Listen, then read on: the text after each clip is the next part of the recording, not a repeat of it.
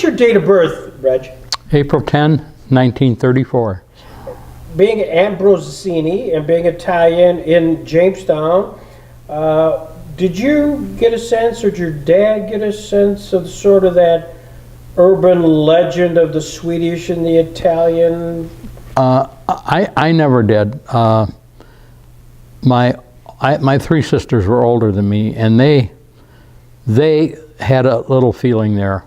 What was bigger than that was that we were Protestants and not Catholic. That was a bigger deal.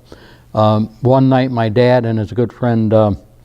Tabia were walking downtown Jamestown, and they came to the first church, which was down at where Third and Second come together. All the big steps going up there, and there was a thing on the bulletin board, sermon tonight in Italian. So they went there and got interested in it, and matter of fact, my dad had a first cousin in San Lorenzo Novo, that was his hometown, who was a Monsignor. So I mean, he came from a fairly Catholic background, which most Italians did.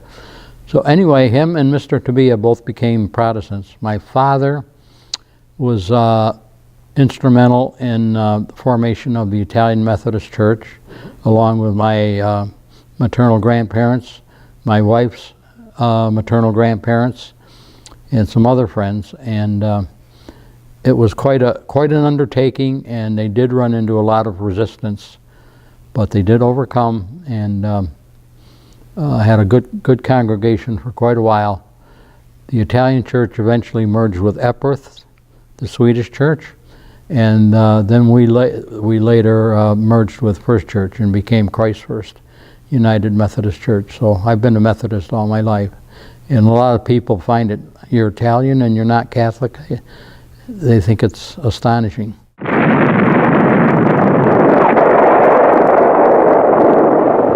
December 7th, 1941, a date which will live in infamy. Just heard it on the radio, and next thing I knew, a lot of our family friends had enlisted, were in the service, and we had a lot of good friends and relatives that served in the war. You graduated in 1951. The Korean War was started in 1950. Were you subject to the draft at that point? I would have been. I did have a draft card, but I was a member of Company E here in Jamestown, the National Guard. And then the Korean War ended in 54? Yeah. Okay, so what I did is I was talking to a couple of my friends, and they told me that they were going to enlist in the Army, and why didn't I go with them? Well, I thought about it. I was working at Crescent Tool at the time, and I got my papers from the National Guard transferring me to the regular Army, and I was sent to Fort Knox, Kentucky, went through basic and advanced infantry training. That was a 6-month process. And then when it was time for me to go to a different place, I had signed up for guided missile school, which was at Fort Bliss in Texas, at El Paso. So I flew down there, and they didn't have any openings, so they put me in as a cadre in a basic training outfit. And the opening never showed up. I was there for 6 months, and finally got my orders to, I was going to be going to Germany. So I came home for a 30-day leave and hung out with my friends and took the train to Fort Dix, New Jersey. I was there waiting for a ship to leave New York for Germany, and I finally got my orders. I went on the USS Langfit, spent 9 days in the Atlantic, going to Bremerhaven, Germany. It was cold. It was February. The blessing was the seas were calm. They were not rough. Seasickness was not a problem. Good. Because seasickness is contagious.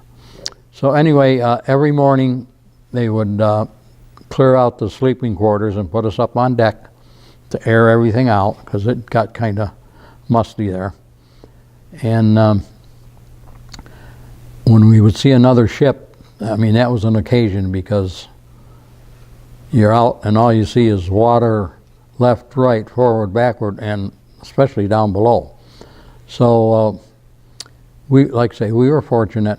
And on that ship, there was a fellow from Jamestown who was in the Navy, officer in the Navy, and he was on the ship. It was a merchant marine manned ship, but they had Navy personnel.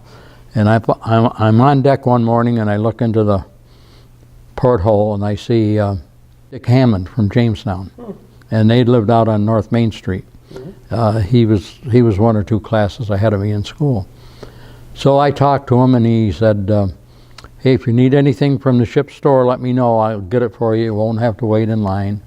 So I got cigarettes and candy, and I'll tell you, this is a small world. Wherever you go these days, you'll see someone you know or from your hometown. It's amazing. Yeah. So anyway, after 9 days, we landed at Bremerhaven, and they reviewed our records, and they told me, we see you have a musical background, which I did have, and they said, well, in Berlin, they need some people for the Drum and Bugle Corps. Are you interested? And I said, sure. They put me on a train, sent me down to Berlin, and I got situated there and learned all of the music that had to be played. We played just about every day. Although we were a musical branch, so to speak, we also trained in our infantry capacity. So in Berlin, they have a 7,400 acre piece of land called the Grunewald, and that's where we would go. We'd go overnight, sleep in pup tents, two-man pup tents. We would eat rations, do night maneuvers, and so it was. We had good infantry training. Berlin and the Western sector, which was the French, English, and the Americans, was being rebuilt, and just amazing. The Eastern sector, where the Russians were, looked like the war had just ended and everything was bombed out, and we were restricted from going there. We didn't, although I did take one trip on the underground and went over and just spent a couple hours there and looked at things and left. One Christmas, right on the floor that I was on in our barracks, there was the courtroom, and it was Christmas time, and when you're in the service, your friends become your family. Mm-hmm. And to this day, I have friends that I serve with that I still have contact with. And so we were going to have a party in the courtroom. So they had hanging chandeliers with just a plain kind of globe, and we got up on some tables and took those down, and that's what we used for our punch bowls. And we had some good spirits we put in there, plus fruit punch and so on, and we had a very, very nice Christmas party. And since this is kind of being sponsored by Robert Jackson Center, at the Nuremberg trial, Rudolf Hess was found guilty and sentenced to life, and he ended up at Spandau Prison in Berlin, Germany. There was room for 134 inmates, but he was the only one there, one person, guarded around the clock. And then in 1986, I think, he lost his life, and there's speculation that may have been suicide. When he was gone, they took and they tore down Spandau because they didn't want it to be something that the Germans would kind of look at as a monument. Mm-hmm. So that was taken care of. That was quite an experience. I went there and just as a visitor watch the changing of the guard and things, but never went beyond that at Spandau. I was there in 55, 56, and came home in February of 1957. In 1956, my mom and dad went to my dad's hometown in Italy. This would have been my dad's 6th trip back, my mother's 1st trip. So a good friend of mine, Pete Nelbone, who was stationed in the zone, had a car. I took the train down.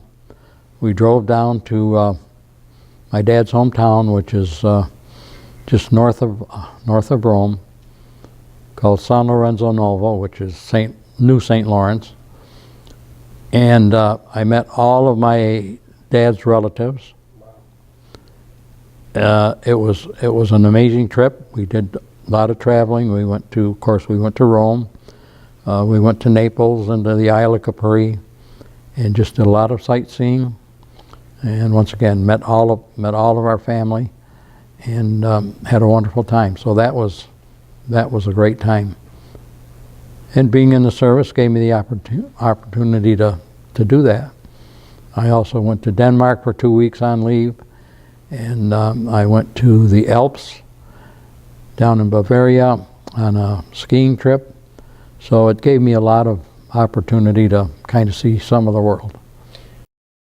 I think that coming out of high school, they should do like Israel, and there should be some kind of a voluntary service, whether it be service or community built, where they have an opportunity to grow up. When you get out of high school, you don't know what's going on, and give them a sense of duty, a sense of responsibility, and that's what I feel. This is great, Reg. You've been terrific. Thank you, Fred, for coming down. Welcome. Thanks for having us.